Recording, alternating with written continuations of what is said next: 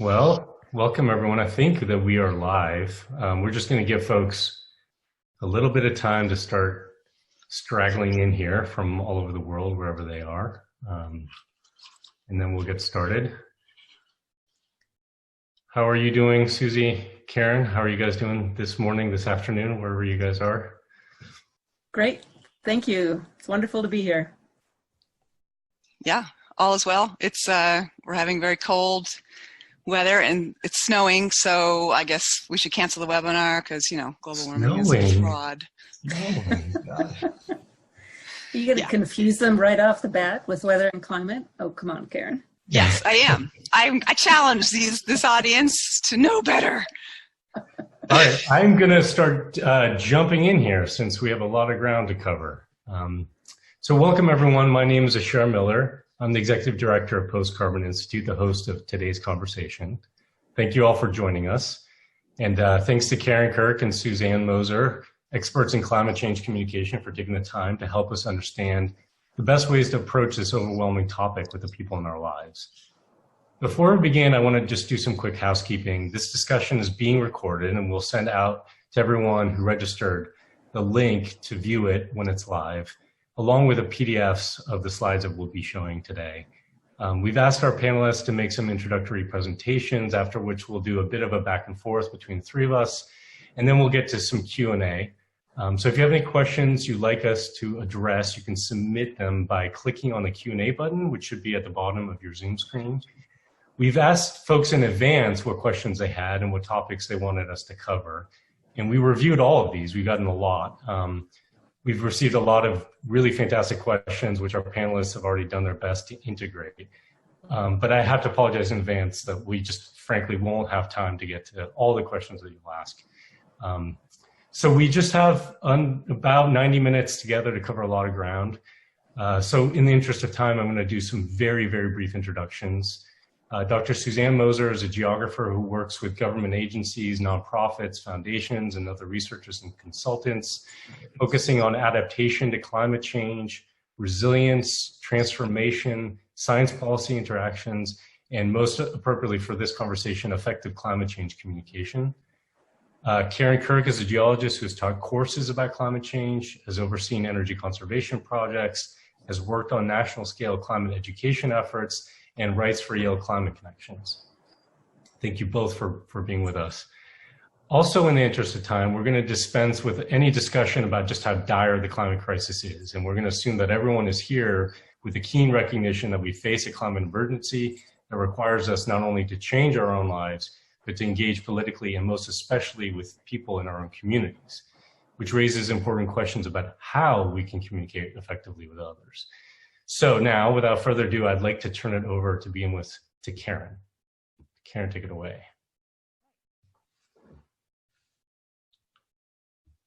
Oh, we can't hear you for some reason. How about now? Yep. Is that good? Yep. I was double muted, once on my headset, once on the computer. Okay, we're going to go to some slides. Welcome everyone. We're thrilled that you're here because this is our favorite topic and it's toughie. So arrange your screen however you want. We're going to go through slides. You can move around your video of our talking heads and things like that. These slides are fast paced and they're meant as a warm up. You're allowed to laugh even though climate change is awful. So here's your day. We want to like sort of, where's the slides not advancing? Okay. A day in the life of a climate advocate. By the way, I just put my video on the top of the screen. It's blocking out the title. So if you did the same thing as I did, maybe move it somewhere else. So yeah, we start off our day, we get inspired. Very easy place to look for inspiration right now. Greta Thunberg doing amazing work advocating for the science and the people behind it and for urgent action. So you warm up, you have your coffee, and you get excited about the work you need to do. And you feel you're like, I'm unstoppable, I'm inspired, I've got science on my side, and I'm gonna just like, look out world, because here I come. So you warm up with continue your coffee, maybe let's see what's going on in Twitter, and you see, oh boy, talking points. You know, global warming must be fake because it's somehow about taxes. Like, what? Fine. I'm going to skip social media for now, and I'll just go to work. So, teenage daughter, and she's got her learner's permit, which is cool because she can deal with driving to work, and I'll just ride along. But she's been out in the driveway idling the car for 20 minutes to, quote, warm it up because it's chilly today. Meanwhile, like smoking out, you know, the driveway and the neighbors, and you're like, ah, so much for that. You know, I think global act locally. Driveway.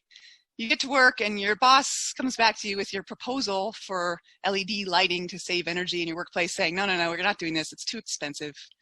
Fine, your day is not going so well. But yeah, you get a Facebook notification that your brother-in-law has updated his profile picture. That's interesting. His profile picture is like this bald eagle saying, you know, love it or leave it, America, complete with his rationale for why he feels this way. That's like, got some all caps and everything in there. It's not looking good. My day is not off to a good start. I just want to unlike everything. And it's like, I started out my day with the best of intentions. And like, this is an urgent problem. And I feel like everywhere I look, it's nothing but bad news.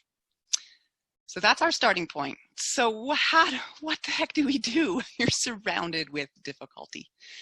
So here's a little rainbow. So I made a tool to help us focus and figure out what to do, where to do, and how to spend your precious energy and skills. Okay, because I'm a writer, I like to come up with funny names and things. So this is the spectrum of persuadability. This deals with all of the forms of pushback. Important concept. The car idling in your driveway is not the same type of pushback as an anti-government conspiracy theory. Those are coming from different places. They require different types of responses and different types of energy. In fact, you can arrange a lot of different types of pushback onto this sort of spectrum. So on the green end, you have people who just don't know. They are like, they're out of the loop. Then you have people that think they know, but they actually don't. They're misinformed. You have people that just follow party lines. They just repeat the things because they agree with them. As you get deeper into the red, you get people like ideologues, like they're really, really, really rooted to this. And then you get trolls who are really there for their own entertainment.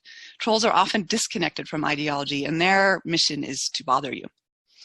So an example of our morning in review. So your teenage daughter idling the car simply might just not know. She might think that when it gets cold out, you should warm up the car. Actually, no, you shouldn't. So she just probably never knew that. She's a new driver. Your boss is misinformed. LEDs do cost money up front, but they save money very quickly thereafter. So he just got the wrong piece of information. He might not be like dead set against you, but you can use your skills to maybe improve the information there. Talking about climate science and conflating that with taxes is a party line talking point. And so that's where that is coming from. It's hard to know at first blush how that runs. Is that from misinformation or ideology? I don't know. That's something you could discover with a little bit of exposure. Conspiracy theories, deep-rooted stuff. That's deep ideology. And then the trolls really, again, their main purpose, regardless of their ideology, is to bother you. And you can see that usually in things that are deliberately saying that's meant to annoy you. They're not representing a point of view, they're representing a point of annoyance. That's part of the spectrum. What about down on the other end? There's this green area. So the green, means like people that are on the green side of things, or green light, let's go. But there's people that already agree with you that would probably, like, they share your priorities, they might vote similarly, but they're actually kind of hanging out. The informed but idle. I bet you can all think of someone that's like that. And so think about those people too. Not everything about this has to be a fight. There's some people you can just nudge. So if we look at the spectrum, the actions that we need depend on where this person is on the spectrum. So the green side and a little bit into the yellow, they're looking for motivation. Come on, you can do this. It's good for you. It's fun. Join me. And education. Let's talk about LED lights. Let's talk about taxes. Let's talk about energy policy. So I'm just going to tip you over the edge. A little bit of energy goes a long way. And that vote counts the same as any other vote. That dollar spent on a product counts the same as any other dollar. So that's a good place to work. As you get into the yellow zone, it's different because they're not going to just take, quote, education from you, you have to find a way to connect that. Why do they care? Why are they disagreeing? So think about building a connection so that your information is going to have some effect. Farther out into the red zone, you need to transform someone. An ideologue, are you going to really change their mind? Maybe. That's a huge commitment and a huge energy draw and becomes very personal. If you're limited on time and energy, maybe think about backing off on that one and focusing on the other side, where a little bit of effort can go a long way and kind of build back into your sense of self-efficacy, like I got this, I'm doing some good here. Okay, so some few simple visuals to match it. Anytime you feel yourself doing this, be careful, because this is actually a picture not far from us, and this is the fall when the elk do their rut. And what happens here is both elk get stronger. They're learning how to spar, they're learning how to fight and be competitive, and that's what happens when we argue. Both sides dig in. However, there's other ways to engage. I love this picture because look at the focus. So you're open, you're strategic, you're maneuverable, you're looking for where am I going to engage, what do I need, what's really going on here. You're really open and sensitive to the situation. You're going to be really effective. Ideally, you arrange the situation, and I'll show an example of this later, where you take the person that feels like they're against you and you get them with you. Or you join them, they join you, you meet in the middle, and hey, we are solving the same problem. If we want to solve the problem of not spending too much money in our office, LED light bulbs can actually help both of us. You need to save money, I want to save energy, we're on the same side. So this is our crafting we need to do to show that we are on the same side of these things. Okay, that is the end of my warm-up. So I'm going to stop the share and pass it back. Thank you. So I'd like to turn it over to Susie. Susie, I'll give you a minute to get your slides ready. I have to say, while Susie's doing that, Karen, I am very guilty of getting into those online debates with people because I have this. It's like picking a scab, you know. There's like it's a big thing sometimes. We'll get to that in part 2. It's okay. You're not guilty. Yeah, thanks. It's okay. Okay, Susie, turning over to you. Oh, you're muted still, Susie. Sorry. Unmute now. Can you hear me? Yep. Go for it. Sorry about that. And welcome, everyone. It's great to be here and to do this with you. So where I want to pick up is this question, you know, why are people along this spectrum? And I think there's even a greater variety of folks along that. You can, you know, go even to the far left of that spectrum and say people who are totally engaged, they totally get it, and they are completely paralyzed. And, you know, there's all that variation that we saw show up in the questions that you sent in before. And, you know, I want to start answering that question with this simple quote here, which is something so many of us think, right? If we only understood the problem and we cared enough about it, we could change the whole thing. We could make a difference. And isn't that really what we're after? And so what I want to show you is, you know, some explanations of why we are where we are and why necessarily we you know, can't necessarily say we don't care. How is this moving forward? I'm not moving the slides. Oh, here we go. There we go.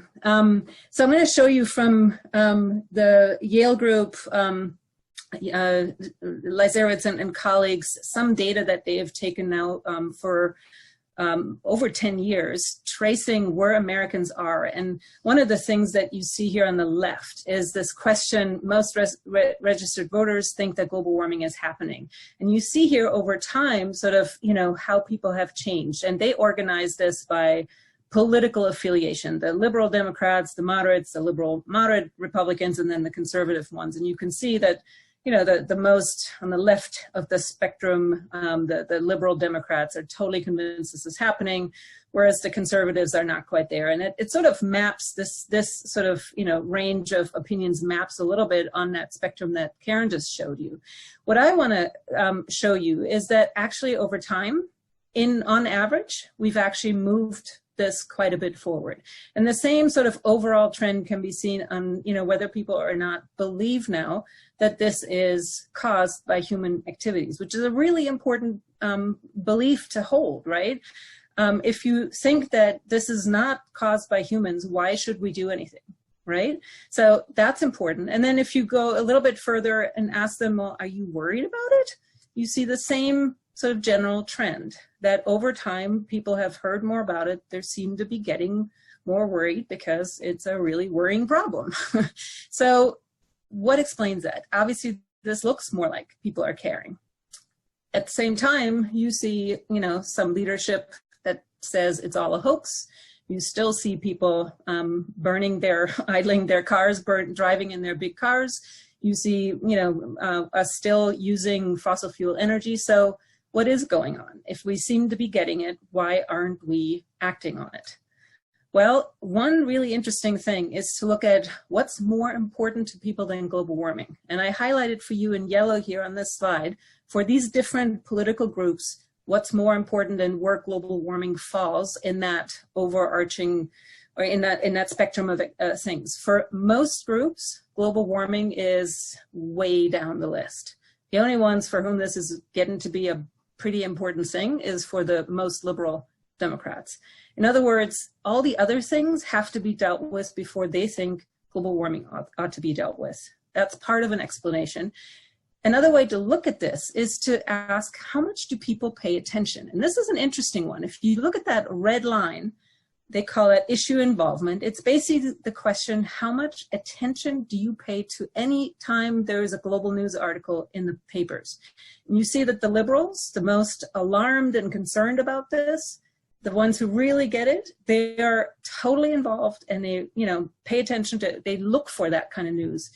The same is actually true for people who are most opposed to it, who think this is all a hoax and, whatever. They just have a very different attitude about it. It's something that they, on the right-hand side of this particular spectrum, they just, basically use it to have something to argue against. Whereas for people on the left of this spectrum here, the alarmed, the people who were on the left of that spectrum that Karin showed you, they're the ones who say, yeah, see, this is really, really important. So they pay attention on the left-hand side and on the right-hand side, but they care about it, or they want to see that this is dealt with only on the left, not on the right, right? So I want to show you one other explanation here that's actually much more profound.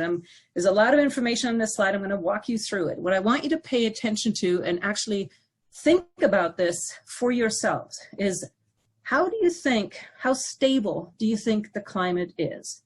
If you are thinking that it's stable, then you basically are convinced that not a heck of a lot of things can, there might be slight little variations, but it essentially stays in, in the place that it's in right now. That's the people who think of the world as a stable place. There's others who think that the world is a completely random place, that change could come at any time from any direction and there's no explanation and no cause and effect. It's completely random. Maybe some of you actually believe that. There's others who think that the world is a really fragile place. In other words, the slightest change could make a complete difference. Others think, things have always changed, but they change slowly, not much to worry about. And then there is a final group that thinks that there is a threshold. So for a while, it's pretty stable and, goes back and forth in that little dip there that you see in the graphic. And if you push it over a certain edge, it can change dramatically. And about a third of Americans think that way. However, those different worldviews, and they're really deeply held. This is not something you change Monday to Tuesday. These are very differently held by different groups along the spectrum of persuadability. So the alarmed think much more commonly that the world looks like the world's climate is more like a threshold, or maybe there's gradual changes. A lot of people think it's fragile, right? That's a very different receptivity to information than if you think the world is stable or random. There's certainly no human causation and nothing really can change it out of its current position. That's a really important background to why people respond the way they do and why they care and why they, not want to maybe do something about it. So think about that and what a difficult or different challenge it is to talk to each different one about why it's necessary to talk about climate change. A third explanation is, you look out the window and see what your neighbors do, and they don't do anything on climate change. They don't, they don't put their recycling out. They don't drive a Prius. They don't, whatever, have no solar panels on this thing. Why should you, right? We are social human beings, and we are very much driven by what our peers do, what our family members do. And if they don't, that's the number one cue for us of why we act differently. So if no one else does it, and this is why it's so important that you take action, because you send a social signal, but if no one else does it, why should they? It's a really important context to our information. It's not just all in our heads. The last explanation I want to give right now has to do with our lack of political engagement. Look at the numbers, the really low numbers here of how many say they are participating now in political action on climate change, writing to their elected officials, going to citizen climate lobby, writing letters, whatever, any of those things, versus how many say they definitely would, and some who would probably maybe engage in those behaviors. I never actually know what the difference between definitely would and probably would. If you're not participating now, why would you do that tomorrow? I'm not sure about that one.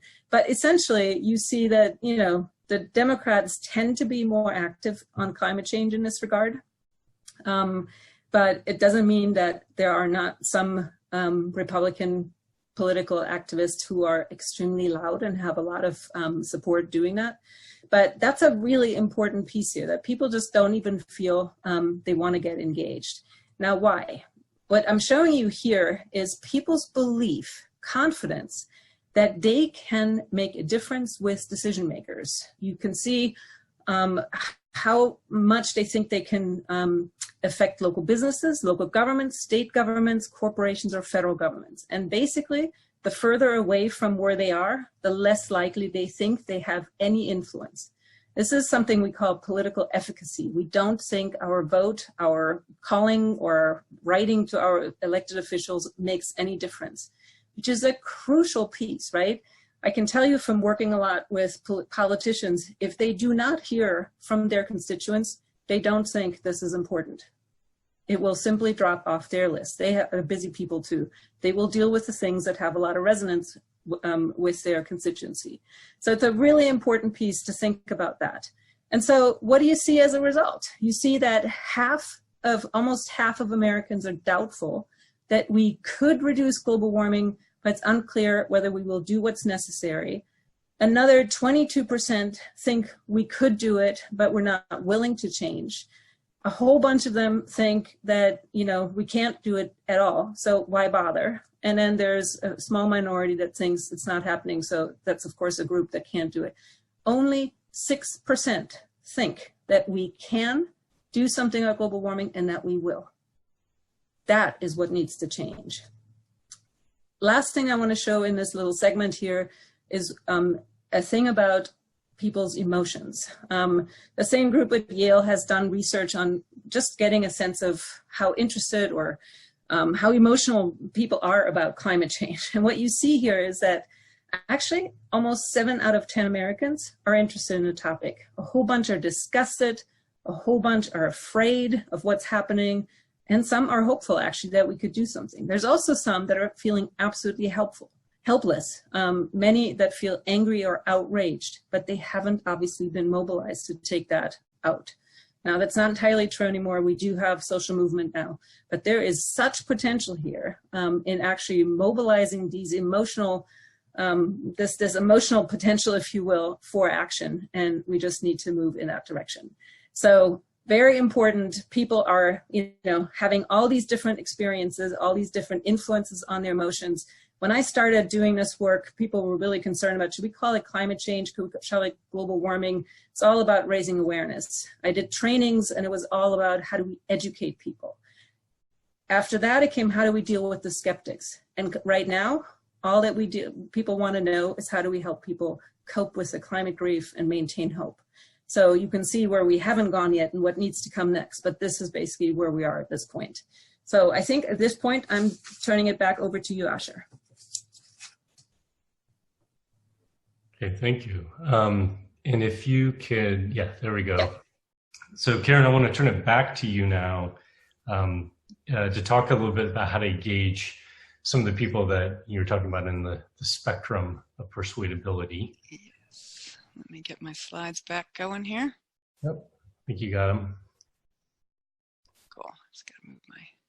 Nice. Susanne, that was really, really nice. I like seeing all the meat underneath there, the data about what people think, how they might engage. And so we'll take a microscopic view of that, which is like, okay, let's see some examples of engagement.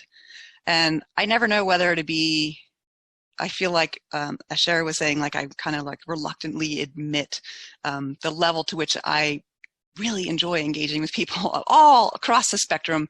I think in part it became my original training in geoscience was as a teacher, and I always was curious, like to grade, exams and lab reports, and like, what do people think? Like, are they getting it? And so that curiosity in me, from grading papers to listening to people on climate change. So a couple years ago, I found this thread on Reddit, great place to listen. And it said, former climate deniers, what changed your mind? And I was like, oh my God, I'm so excited to see this. And there are 66 like substantial responses. And I dug into them and digested them and was like, what is the deal? How do people change their mind? And I love this. This was and the story too, and the article and like NPR interview, like, cause everyone's like, oh, what is it that changes our mind? And look at reason number one, it's science. And that was surprising. And I'll get to that in a second. But most people thought that, it was the evidence finally added up and the science just made sense. The second one was the stewardship, like who wants to leave the world a worse place? The third reason was personal experiences with weather and like melting snow, and I bought skis and then I could never ski. And then the fourth reason was like, look who the people are that are giving you pushback, like they just lacked credibility. And if you morph these into sort of the bigger social science sense of it, it's like you've got the action of facts giving us evidence, and stewardship is a value, and weather is a personal experience, and then social norms of sort of just the credibility part of it. But there's some pushback. You hear this a lot, that facts don't work. Like facts don't change people's minds and just backfire and things like that. But that kind of contradicts what I was reading from these people, that, actually people does facts. And so maybe it's like sometimes facts don't work. And I'm going to show you an example of what that feels like. But what we think of is like someone's going to say, oh, it's a myth. And you're going to say, no, because 97% of scientists. And of course that doesn't work in and of itself. And so then you're like, facts don't work. And this is funny. Notice what I'm doing here. I'm like using facts to argue for facts. This is sort of like meta facts here. Facts do work, but not always. Facts rarely work quickly. You're not going to turn someone around that quickly. Rarely, sometimes. They got to be the relevant facts. They got to come from the right place. They have to be delivered with some respect. They can't be combined with, you moron, don't you know that weather's not the same as climate? But if you look at this little outtake from the Reddit thread, repeated exposure to that evidence, persistent posters, and hey, look, Facebook, it does happen, finally got through. So it's not impossible. So here's an example. So this is real. This is Facebook, a post about Trump's rollbacks to the environment. And this is someone's opening comment saying like, what's with the drama? I thank God for President Trump every day. The obvious response, right? You're such an idiot. And so I kind of wade in sometimes. I just want to see what's going on. And so I'll say, just pretty passive posts like, good for you. But some people actually maybe are upset about this. Don't feel like you need to read these responses because some of them get long. I'm going to walk you through the key points and you can rewatch this later. But yeah, in the meantime, people piling on, it's treason, you make me sick, you're just a troll. And then remember the elk, he goes, oh yeah, I got a meme for that. It's a hoax, blah, blah, blah. So this is your normal, like horrible discourse where everybody is losing, especially the environment. Not to say that I'm like this, that was the wrong framing, that I'm going to set up and become the winner. That's not what I mean. But I'm going to try to change the dialogue. And so, sorry, these are long posts. I'm going to step through and highlight the things. So do not try to read this. So I'm going to start off by being just a nice human being and say, yeah, drama is not helping anybody. And I'm glad for you. I'm glad you're happy because that's a legit human emotion. I'm going to gently correct the facts on that meme. That's actually not true. It's not scientists that sign that. It's all kinds of people, including the Spice Girls. Okay, so it's not what climate scientists think. By the way, be careful here, because misinformation hurts everyone, particularly the people who believe it. It's designed to manipulate, and it worked in this case. So you got to be really careful how you deliver that message. But like, careful, watch out for the misinformation. And then, you know, science is great. Scientists helps everyone. I love science. I love being a scientist. And so I'm having a positive message. So so my opening thing, I'm being friendly. I'm giving credible information that kind of refutes that meme. I'm also sort of exposing the mechanism for that misinformation. Be careful of misinformation. And then a common benefit to science. That's, you know, science is a huge social benefit. What do you say? Okay. This, by the way, was the thing I used in the Twitter slide. So we all agree with global warming. It's been warming before, blah, blah, blah, taxes, you know, talking points, right? Okay, so I'm going to tackle this. I could take the science aspect to talk about global warming. I'm going to go with the taxes. I'm guessing that's more important. So I'm going to agree. They're not necessarily the answer. Of course, I know it's one of the answers, but there's that. So how about this? How about we like look at subsidies? You know, that's something, a lot of money we're putting into fossil fuels. Those are big, profitable, mature companies. Why are you and I giving them money? So that is an attempt to throw the same boat. If he's worried about taxes, then he might agree with me that corporate subsidies are, you know, someplace we should consider. In interviews I've done with people that have changed their mind on climate change, or that exist on different parts of the spectrum, against corporations and corporate subsidies is a common area of agreement. So I'm using that knowingly. Walking further, if we talk about renewable energy, it's just cheaper, just straight up, regardless of taxes. I talked a bit about Trump, which in hindsight I shouldn't have done, because then that just gives me, you know, that just makes a push and pull. But it's also really interesting to ask them for ideas. Well, what do you think? Like, here's what I think, but you know, what do you think? How we can pollute less and save money? So now we're talking about pivots. All right, wind turbines, they don't even pay for themselves. I bet you've seen this before. On one hand, you could say, see, facts don't matter. It just bounced right off them. I disagree. I think when people pivot to a whole new point, they've conceded the previous point. You've actually made some progress, I think. And you'll see that where this leads, that you know, this is progress. So great. Let's talk about same entry here. Good idea. This is important. Like, yeah, if we're going to talk about energy, it needs to be worth it. I'm going to gently, politely, credibly correct your misinformation that wind turbines pay back really well. They pay back more than coal. Like, of course they pay back, because otherwise they wouldn't be growing around the world. So that's the middle paragraph here. And I'll touch on that subsidies thing, because remember, if you take away the subsidies, that wind comes out the best, the cheapest. I'm going to use an example that's relatable to this person in Texas. You know, Texas is adopting wind energy not because they're all like green-hearted liberals there, right? They're just cold economics. It's cheaper. Okay, curious what happens next? Oh yeah, a little sideline. So where are we on here? So this person's, the way he's pivoting from topic to topic to topic, it shows this sort of shallow-ish, he's not like in love with any one of these. He's just throwing them out to see what sticks. Party line follower, and I'm using these arguments that are all framed in what he's talking about, his concern there. So I'm trying to connect here. Okay, yes, he says fine, but you can't depend on the wind. It's projected data. It's not dependable. But look, he returned the favor when I started out by agreeing with him and by showing there's a common ground. Most like normal humans will start to reciprocate that. So we're softening, we're having a better conversation, because now we're actually talking pros and cons. Again, he's still using a talking point. But he's totally engaged. And so this is great. This is definite progress. I'm happy to be here. I'm learning stuff. He's engaged. So I'm going to talk about the specifics here. Let me just mention that the thing I'm good at is this. I love this technical stuff. This is my strength. Don't feel like you need to use this strategy and be real factual. Everyone has ways to go about this. This is just me. Okay, we're agreeing. I'm going to use examples in Montana, where I live, talk about storage of renewable energy. It's a huge opportunity. I'm using another example from Chile to talk about the mining industry, and that these examples of energy storage can be really, really cheap. One of my favorite lines here: Americans are proven innovators and problem solvers. I did not make that up. That's from a group of science communicators that work in museums. Specifically, this one is from the New England Aquarium, because it gets us all on the same side. We are all Americans. We all want to solve problems.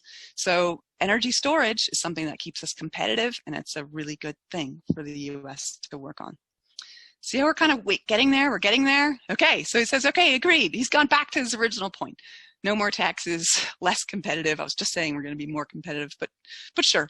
And great. So now I'm going to take the little bit of agreement we have and just amplify it. Sounds like we're agreeing. I appreciate your point of view. I'm just going to like cement the progress we've made and call it out on its own. He's sort of hinting towards agreement, and I'm saying, yeah, let's just really appreciate that. And I got a like on that post from Frank. So now we're fully on the same page. And then he responded again, and he said, you know, I agree, this was fun. Thanks for your views. I like learning new things. Think of his original post, thank God for Donald Trump, and this post, I like learning new things. This was fun. People are not immune to facts, but it takes to get them down there, to get them along the way. So then as soon as that we got back with that, it goes right back to the elk. You know, someone calls him a name, he calls them a name right back. And so that was really interesting. Like, we have this really interesting dialogue, and then it goes straight back to the wilds. So Americans are proven innovators and problem solvers. Substitute any word you like for Americans, Montanans, Floridians, people on the school board. It's a great rallying cry. And there's lots of places in this issue that we can, you know, agree on things: jobs, competitiveness and global energy, saving money, energy efficiency, reducing pollution, improving public health. And this reducing the influence of corporations is definitely a really interesting area that I see over and over again, that we're all on the same side on that. I'm going to skip this because I kind of already talked about that, but I want to show another one. So then someone sent this to me and said, hey, there's like an adult ed class on climate change. Like, look at that. And I did, and I said, why is it called An Honest Look at Climate Change? Like, that's weird.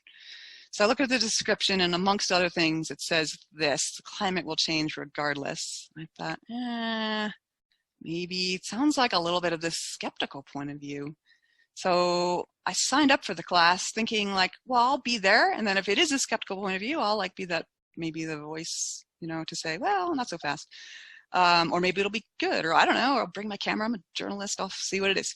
So I signed up, and then I started to have qualms. And so I Googled and Googled and Googled, and on the instructor. And on the third page of Google, I found that this instructor has been on this far right radio program, espousing serious conspiracy theory stuff. This, all about, Obama and just the rotten onion of socialism and just, okay, this is not, we're not talking about carbon isotopes here. We're talking deep stuff. Okay. So on the spectrum, you're like, uh-oh, we're way off on the ideologue, flamey, I don't know, pot stirring, but this is not something that I'm going to be able to come to class and be like, hey, don't you know about ice cores? It's going to be a disaster. And it's being offered by our school system. Okay, so you got to be strategic. So I was like, I'm not going to take this guy head on. I'm not going to give him the fight he may be looking for. I'm just going to use the school district to my advantage here. So being that it's about this political efficacy, it's close to me. I know someone who's on the school board. I said, what do I do? She said, you email straight up the chain of command. The course was going to be the next day by the time I was at this point.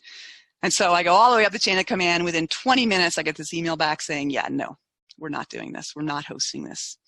So that's, when you get to the kind of scary people that you're I'm not going to change them. It doesn't mean they can't be confronted. It means you need to take other means. And so a little strategy here just to make sure I'm not going to change that guy's mind, but I don't want him in our school system talking about those ideas. So other ways to deal with those kind of voices. Okay, that's the end of that segment, and soon we're going to be looking for your ideas. Oh, I got to move my thing around so I can unshare my share. Okay. Over to you.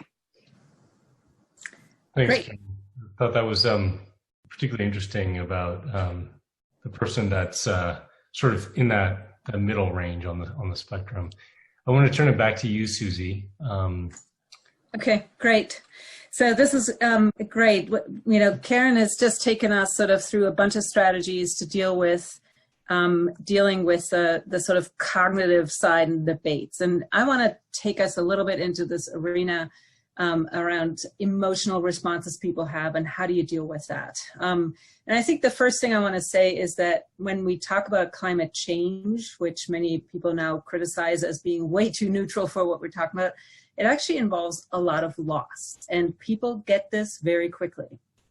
It's in some instances when you get, you know, hit by extreme heat or by a storm or an infectious disease or something like that. It could be a loss of life, a loss of health. People who get flooded or burned out in a fire, loss of home, maybe their livelihoods, the places and the sense of place that they had a connection to a place.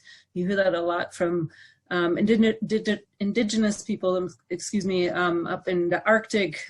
For many who have to leave their homes, it's loss of social connection. You can go down this whole list. People get this, right? People are beginning to sense what is all at stake with climate change. And so, you know, think back to that list of emotional responses I showed you earlier.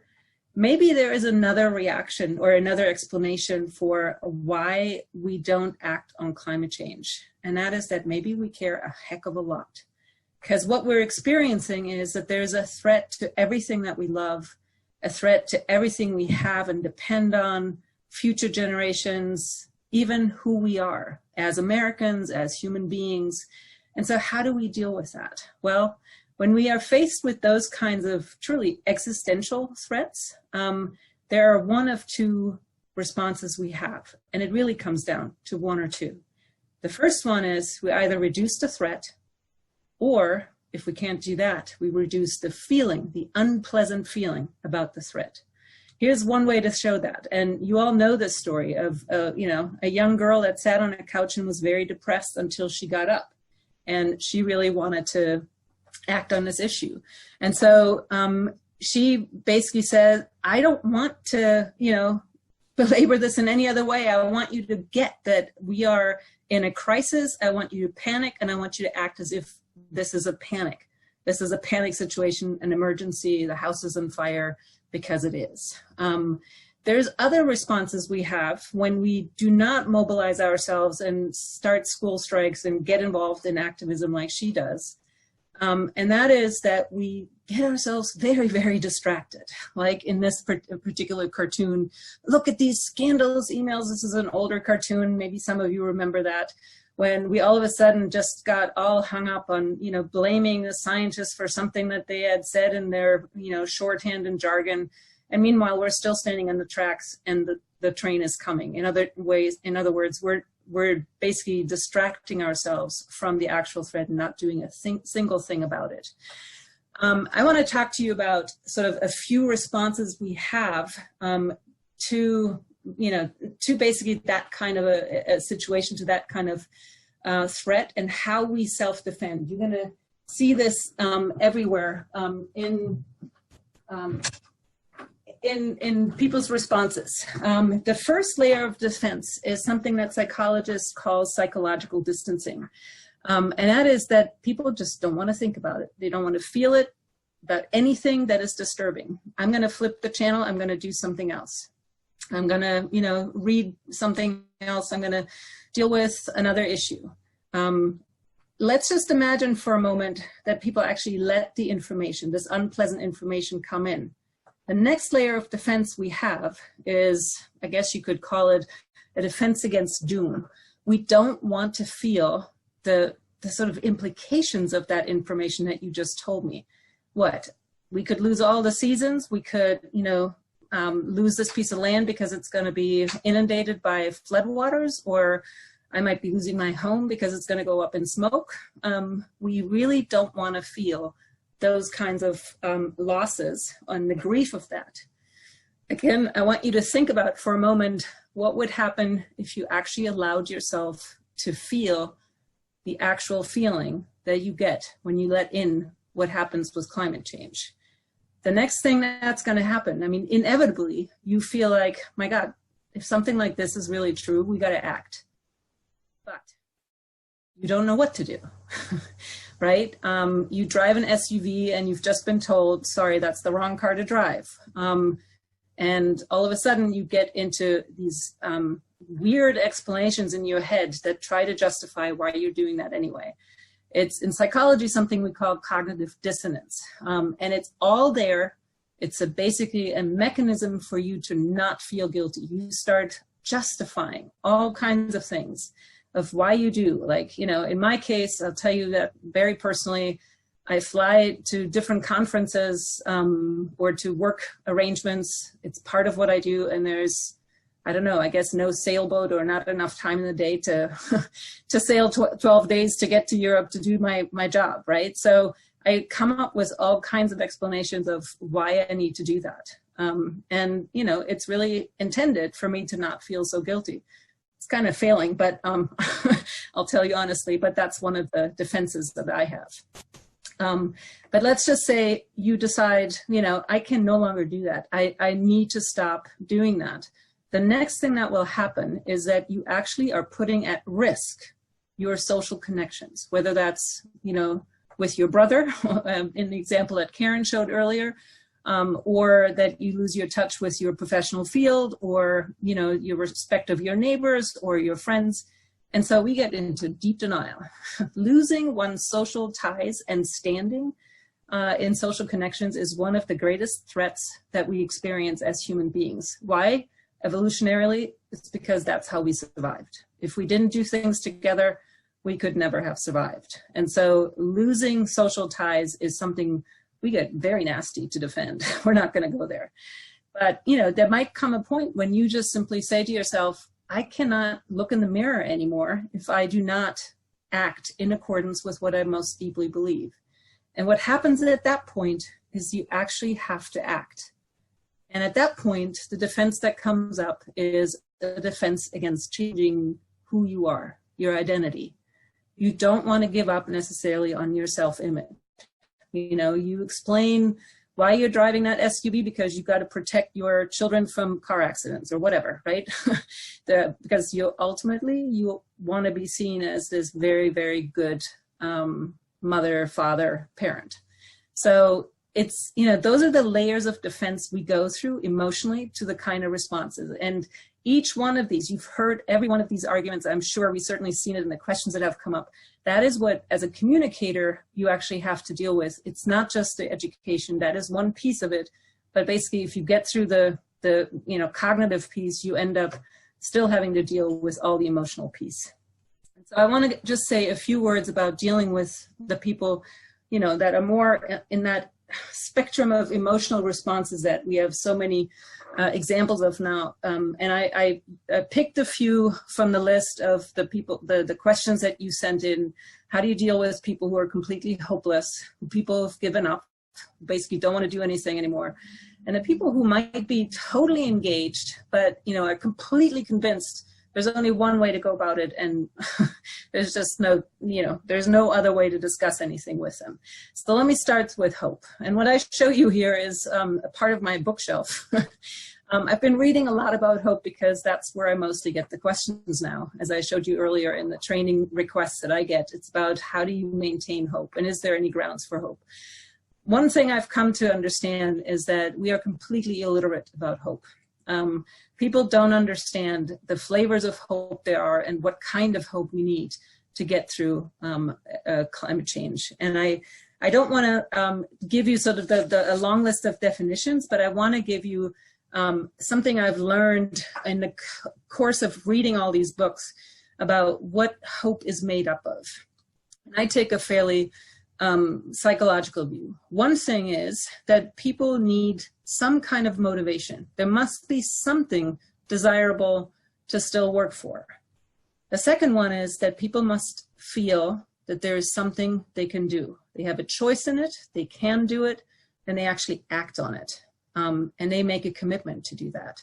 And interestingly enough, they also must be comfortable enough to deal with uncertainty and change. And the reason I say that is if you are 100% convinced that the future is absolutely doomed, you don't need hope. If you're absolutely convinced the future is fine, you don't need hope. You need hope when you don't know exactly what that future is like, and when there is still a possibility to affect it. So here are things you can do to help people with the three pieces. On the motivation side, the first and most important thing I will say to you is listen to them. Listen to where you can hear in what they say is a glimmer of something that is better than it is right now, or something that they still believe in. Foster the imagination. Help, work with people who are in the arts to help them get in touch with another part of their brain, not the facts-based piece.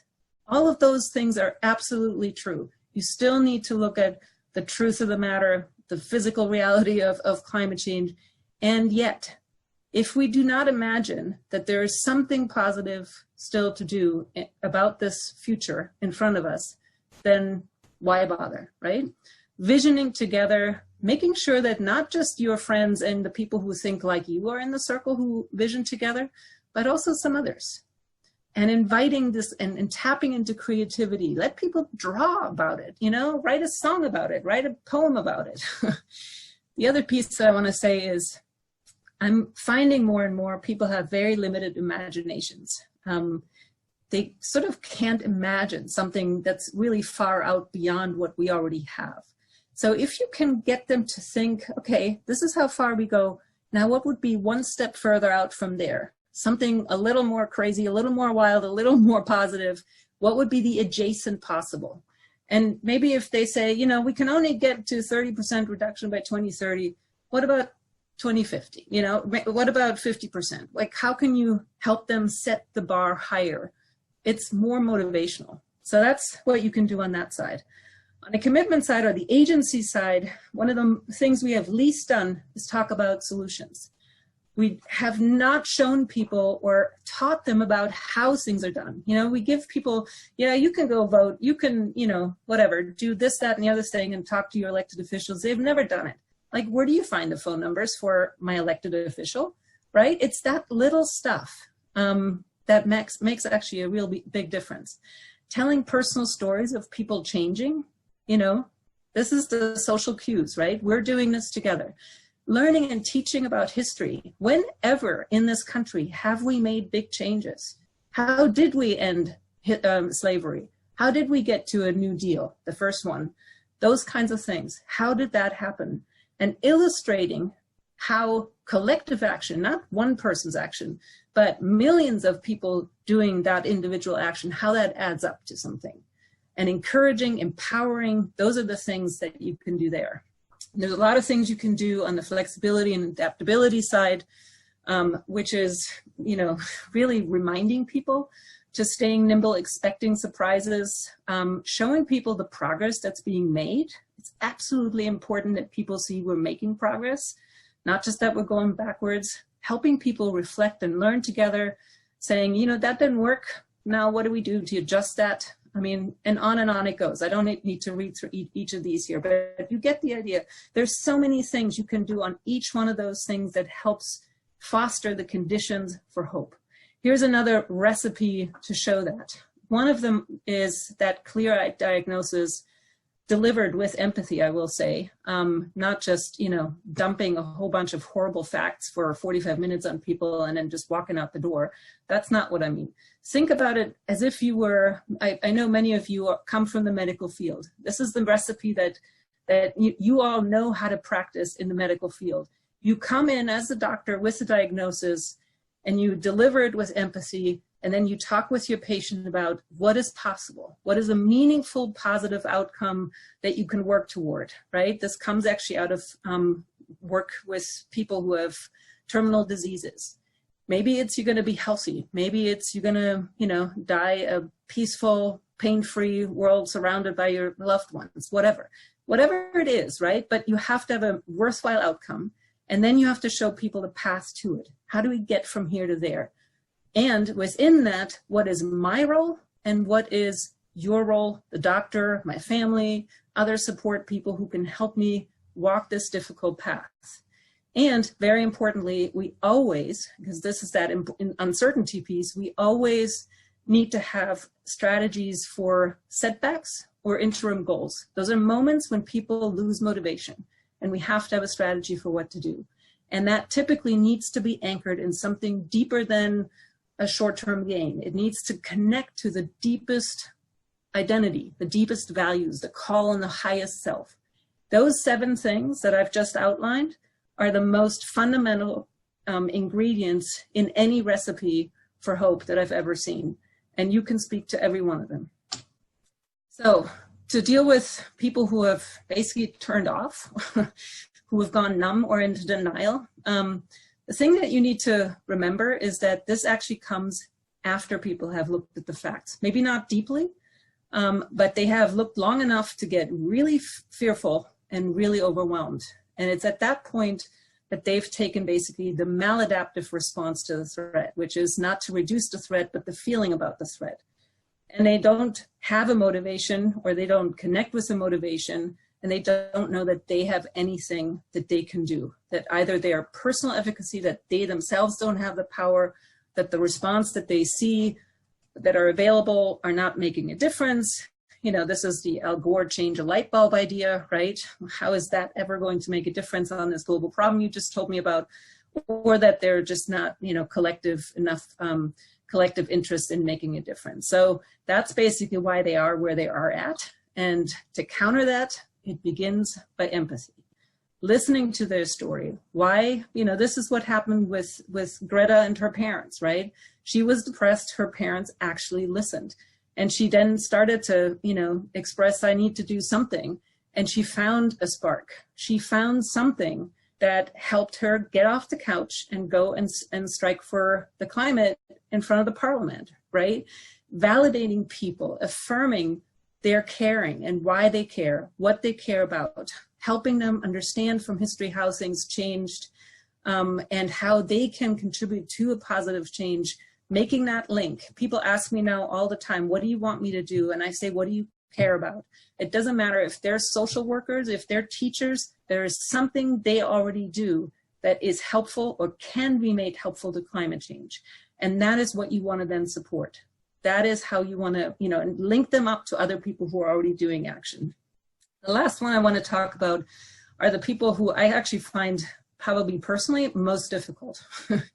And it is the people who are absolutely passionate. They're completely convinced that this is horrible, and they're hyperactive and maybe because of it quite unstrategic, or they have made up their mind, we got to have to do geoengineering, or we're going to have to do nuclear power, and it's all set, you know, like that. Or they might be very passionate about, say, social justice, and they think we have to fix racism first before we do anything about the climate. You know, there's a whole bunch of varieties of that. I'm sure you have heard many of those. What do you do? The first thing I want to say is there is simply no easy answer, and anyone who just simply gives you a recipe, I think is just full of BS. There is no easy answer. Climate change communication is a matter of dialogue, and that takes time, and it is hard. I think Karin's point about avoiding that you know, locking horns is a really important one. It does not help anyone to go there. Dialogue is the difficult, time-consuming thing we have to do.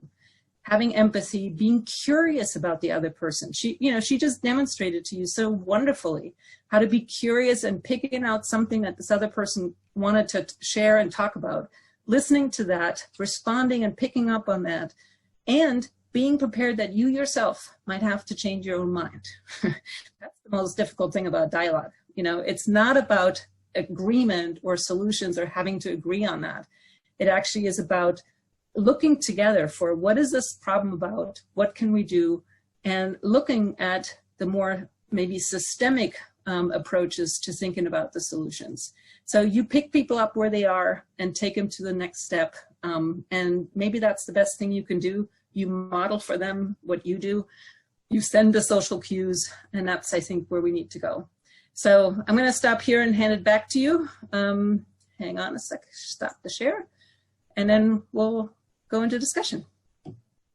Thank you. Yeah, you both have covered a lot of really great ground, and I for one, am going to be, I think, watching the recording again, because there's a lot of meat in there that I think for me is very useful, and I can actually relate as individually to a lot of the descriptions and examples you guys have given. It's not just the people in my life, it's experiences I myself have in dealing with this, because I for one, often oscillating, in terms of where I am in dealing with this crisis. I thought it'd be useful, we thought we might just do a quick poll with folks to ask a question about what you bring. So let's see if our technical wizards can toss this poll up. So there's a question we want you to ask of yourself, which is what's one of your assets? What's one of the best assets you have while engaging with people who might disagree with you? So you should be able to click on this yourselves. And we'll just give everyone just a quick minute to answer. And might add on to Susie's point that they might not disagree with you. They might be someone who you're just trying to carry along and help encourage. Doesn't always have to be. I wrote that question, and I'm always more concerned with the disagreement part, but I want to make sure it broadens to include motivation.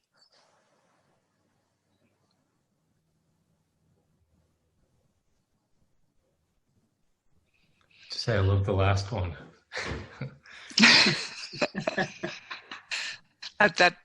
Some people are like that. That's Facebook, right? That's why that curve that Susie showed, the like two ends, like, yeah. So here are the responses we got just in the short time that we put this up.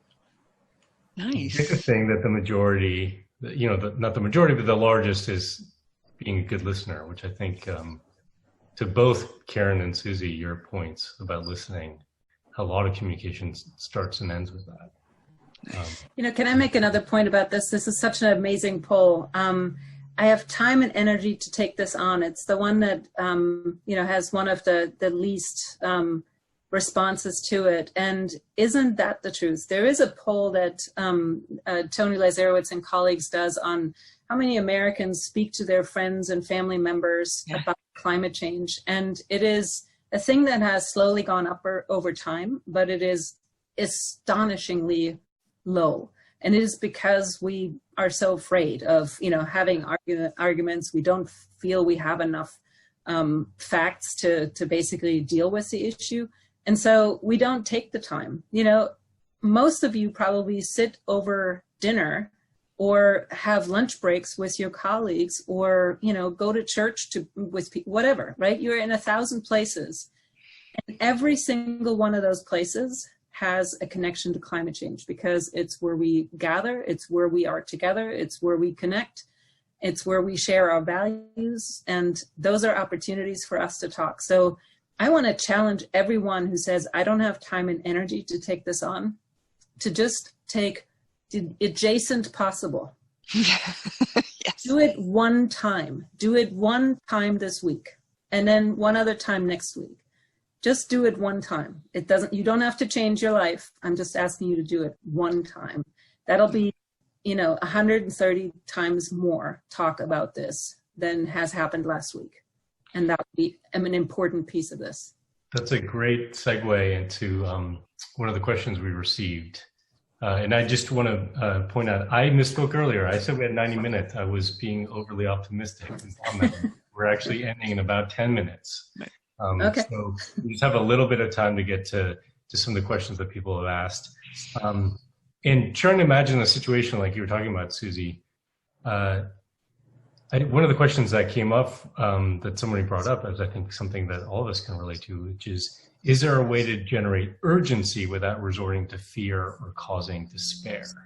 So trying to imagine a situation where you're finding the courage to bring this up in a situation where you might not normally bring it up. How can you create urgency without resorting to fear or causing despair? I'll open it to either of you. I'm happy to take it on first and see what Karin has to add to this. So urgency gets created by a whole bunch of different things, all of which can create fear. You just simply have to, accept that. But talking about crises, scarcity, competition, truth-telling, big opportunities, right? That's one that, like the renewable energy opportunity, right? That you can talk about that from an economic point of view, and it is creating a sense of urgency, a need for accelerating or, appealing to responsibility, that we can't wait, that there are unpleasant conditions or pain, deadlines, all of those things create urgency. The only way to avoid that fear appeal, if you will, paralyzes you, is that you balance it out with efficacy. Things about what you personally can do, what we can do together, and that those actions actually make a difference. Providing help, providing training, coaching, a roadmap, persuading people, as Karin was saying, making commitments, collaboration, helping calm people's anxiety, tapping their high aspirations, giving them knowledge and skills, celebrating success, encouragement, modeling, walking the talk, verbal support. Any of those things create efficacy. So it's the balancing the two that is absolutely essential. That, and that's how you do it. You do one and the other, one and the other. If you do only efficacy, well, why should I do any of those things? I don't see a reason for, right? You actually need the two of them in a good balance. Karin? Yeah, I'll just add a really short thing. Often we think of urgency, that there's an urgent need to avoid something bad. Let's do an urgent move to go towards something good. So I'm a skier. When there's fresh snow, man, there is a sense of urgency. We all want to get to that fresh snow like right away. It's just funny, like the most positive urgency I've ever experienced. But we can bring that same sense of urgency, and I like, Susanne, you talk about opportunity for America, and especially in renewable energy and energy technology. So let's quickly move to save energy and reduce pollution and improve public health. Those are urgent things. We're going to be outcompeted if we don't act quickly. There's an urgent need to, go ahead. Yeah. I was just going to say, there was someone earlier in the Q&A saying also, about there are the physical facts and they look pretty grim and, they can't. Sure. I actually want to acknowledge that there is an opportunity we have to avoid the worst, and that is actually worth it. And I think it's absolutely crucial. I mean, I personally, this is my commitment, I cannot get up in the morning if I don't work as hard as I can to prevent things getting worse and worse. This is not just a joyride for me to hang out and whatever. I do it for no reason. I do it exactly to avoid the worst, because a world of 4 degrees or more is very, very different and much more unpleasant world than a world of 2 degrees or 3 degrees. It's, would I love a world of 1 degree or no degrees? Absolutely. I think it's possible? Not really. But can we, work as hell to avoid the 4, 5, 6 degree? Absolutely. And we can succeed on that. Thanks. Another question that came up, I think, is also something I think people really struggle with, which is, can we question other people's life choices when it's impossible to live a completely ethical life, or a completely carbon-free, life? Do I have the right to tell someone to have only one child, for example, or not to fly when I still drive a car or eat meat? So how do we do that? How do we have those kinds of conversations when we ourselves are hypocrites, if you want to call it that? Yeah. So take that first, Karin. Sure. Everyone's a hypocrite, and that's okay.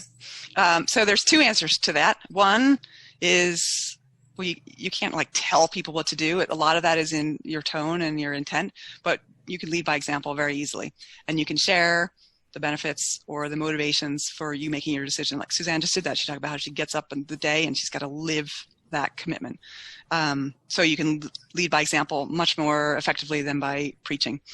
Also, I think that's a bit of a distraction in saying that this is all because I drive a car. Let's not forget the action that goes on over our heads that's really powerful, which is what corporations do, what governments do. We're getting, and I think some of this is sort of a little bit of the sort of counterattack here, saying, oh, let's just blame plastic straws and cows. And that way Exxon will just go quietly into the night. No, let's not forget about Exxon and governments and Google and all these things that have huge impacts.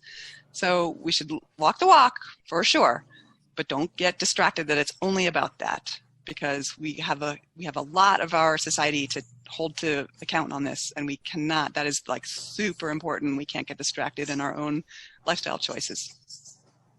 I would, what I would say to this question is, I actually love this question because it gives me an opportunity to engage in a very un-American kind of conversation.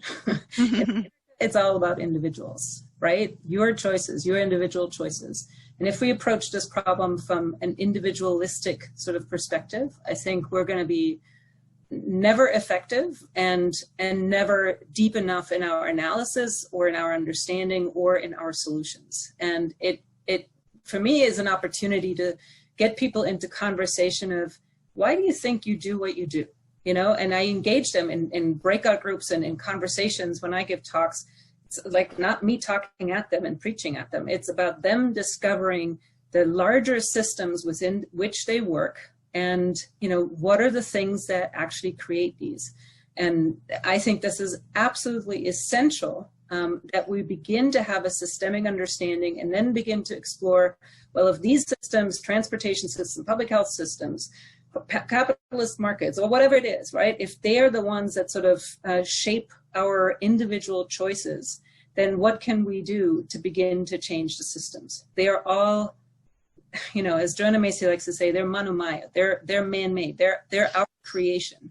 And how can we change that? And so it begins to enrich the conversation, and we get away from the sort of debating over the facts of climate change, and we get into the deeper opportunities there are to change the systems that wreak havoc on the planet, not just the climate, and find solutions that work both from a physical standpoint and from a social standpoint for the environment and for the people in it. And it gets us at opportunities to look at social justice issues, and which are driven by the exact same, you know, ultimate drivers that think the, you know, climate is a wonderful dumping ground for our, you know, consumption, whatever. So I think this is just an amazing opportunity and opening for me.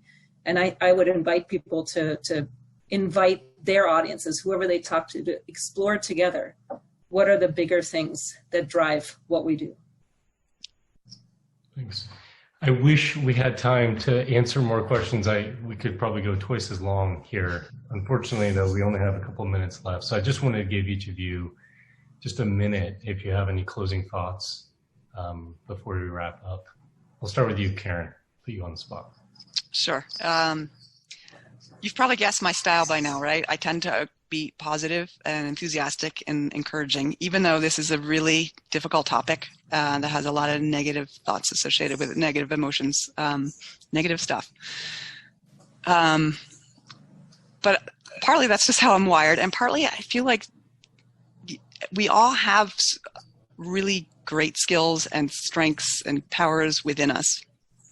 And I really want to motivate people to tap into that. You already know enough of the facts. You already know enough people. You already have a sense of where progress needs to be made. There's a lot of power that you have simmering in you all the time. And so my main message is to tap into that.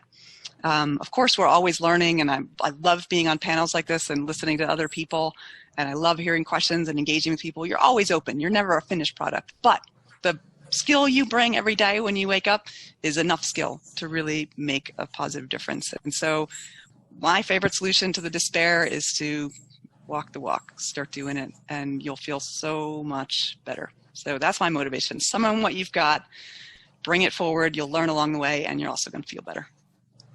Thanks. Susie?